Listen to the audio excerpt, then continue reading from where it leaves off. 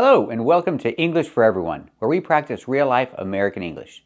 Today we're going to clear up some confusing vocabulary, so let's get started. Today we're talking about the difference between these two. Every time and all the time. They're different, and they're used in different situations, so let's take a closer look.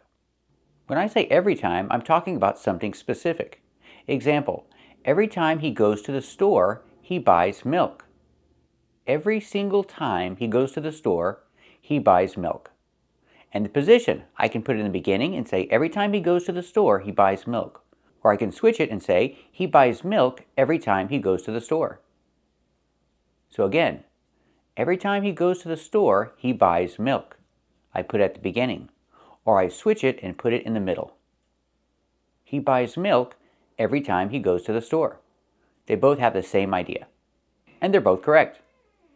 Let's practice. Does he buy milk every time he goes to the store?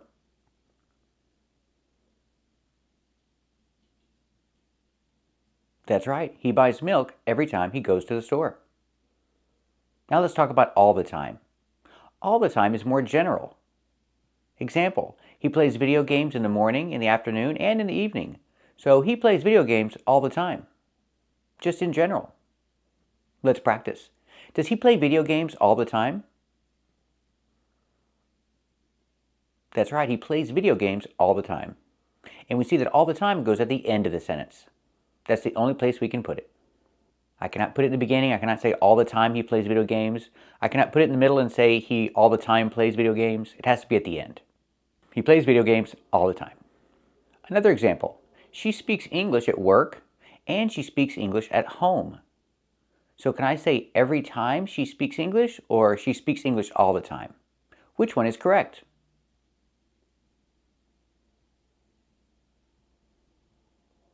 That's right.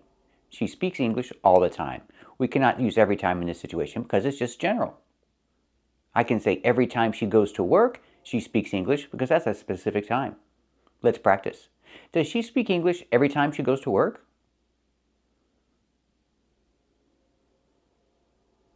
That's right. She speaks English every time she goes to work.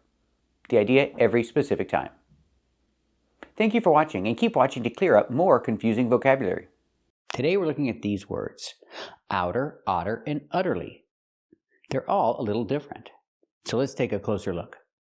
First, let's talk about outer. It comes from the word out or outside. So the pronunciation, use the ow sound, like how and now. Ow, outer. It's a fast T. Outer, not outer, but outer in American pronunciation. Outer is an adjective. It describes something that is on the outside. We have an opposite, inner. Inner describes something that is on the inside. So we have outer and inner. They're both adjectives. And they're opposites. Example, you can say outer space. If you leave the planet, you are in outer space. Sometimes people say space, and sometimes people say outer space, because it's outside. That's why we say outer space. Some people want to go to outer space. He wants to go to outer space. But I don't. I want to stay right here on Earth. I don't want to go to outer space. Let's practice. Does he want to go to outer space? That's right. He wants to go to outer space. That's why he started SpaceX. What about you? Do you want to go to outer space? Very good. Let's hear some examples. He's a man from outer space, and we're taking him to a spaceship. Lucky me. I can go to outer space and my hair will still look good. Yep. I mean, she really, truly believes that there are people in outer space who are bombarding her brain with microwaves and controlling her ideas. We are going to show you just what life is like for the three of us here in the vast expanse of outer space. The crew, as always, continues to act admirably despite the rigors of our extended stay here in outer space. All they want now is capsules up in outer space. What? From outer space, an alien.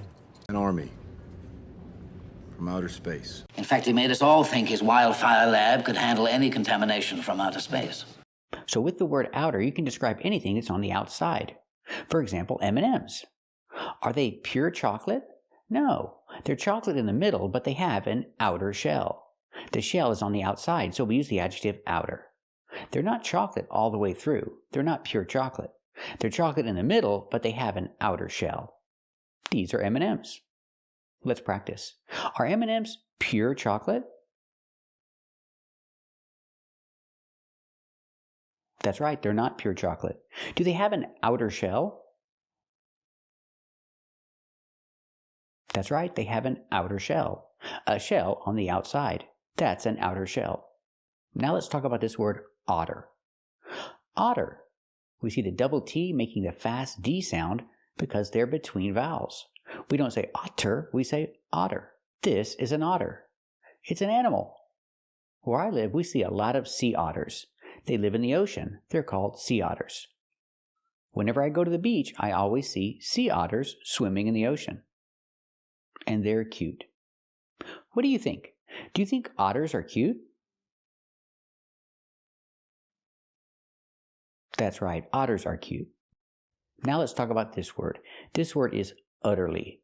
Here we see the U making the short sound, like cup and up, because the U is before a double consonant.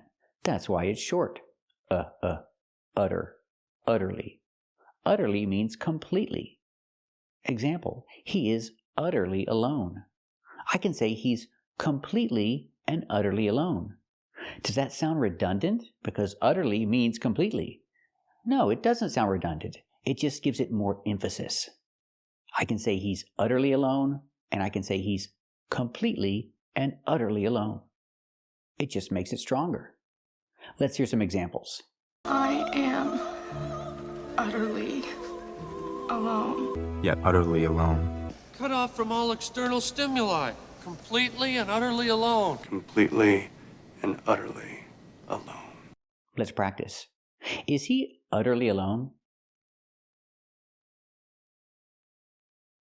That's right, he's utterly alone. Is he completely and utterly alone?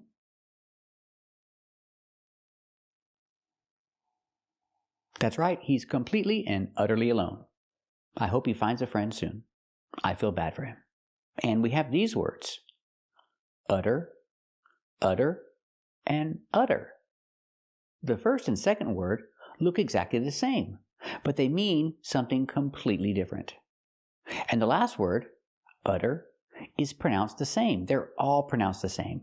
So keep watching to find out the difference between these words, because they're really confusing, and they all have different meanings. So keep watching and learn the difference. Today we're looking at these three words, utter, utter, and utter. They're all pronounced exactly the same, but they mean three different things. So let's look at the first one, utter. This utter is an adjective. It means complete and absolute. Example, I can say it was utter chaos. That means it was complete and absolute chaos. It was utter chaos.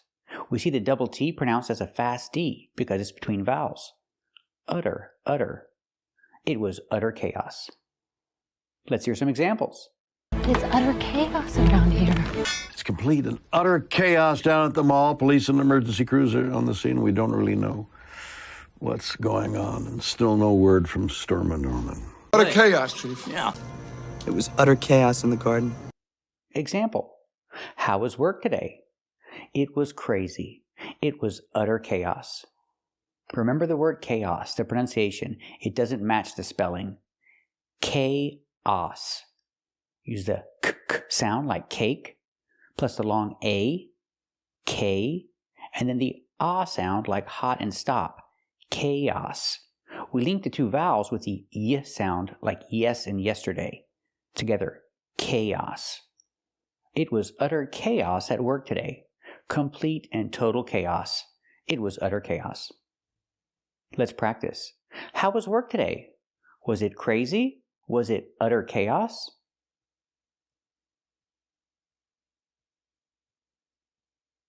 That's right, it was crazy. It was utter chaos.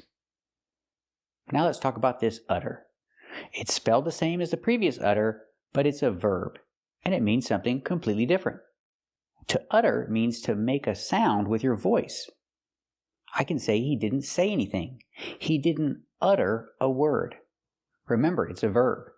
He didn't utter a word. And I can change the verb to past. Uttered.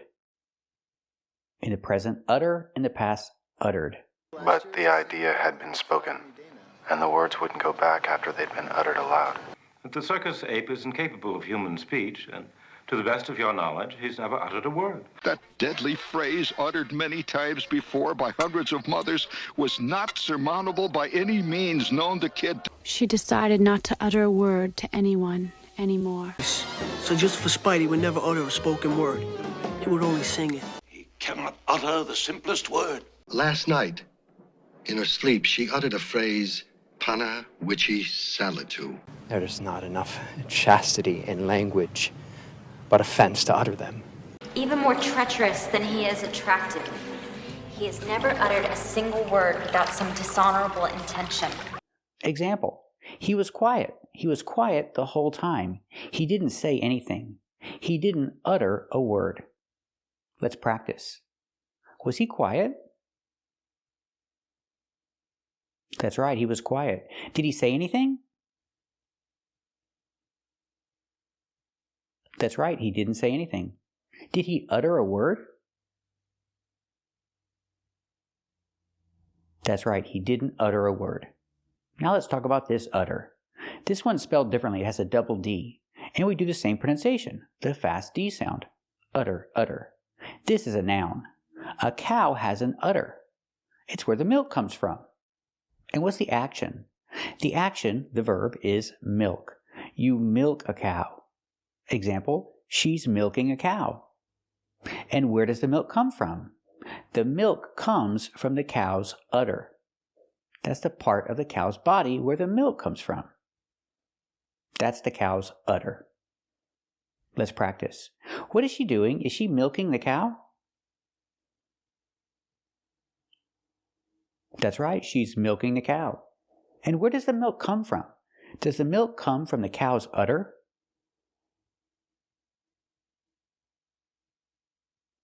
That's right, the milk comes from the cow's udder. So remember these three words. They're all pronounced exactly the same, but they mean different things. Utter, utter, and utter. The first one is an adjective. It means complete and absolute. The second one is a verb. It means to make a sound with your voice. You utter a sound. You utter a word. And the last one is the part of a cow where the milk comes from. That's the cow's udder. Thank you for watching. And if you like this video, subscribe to our channel. And if you want to become a member, click the join button. And we'll see you next time.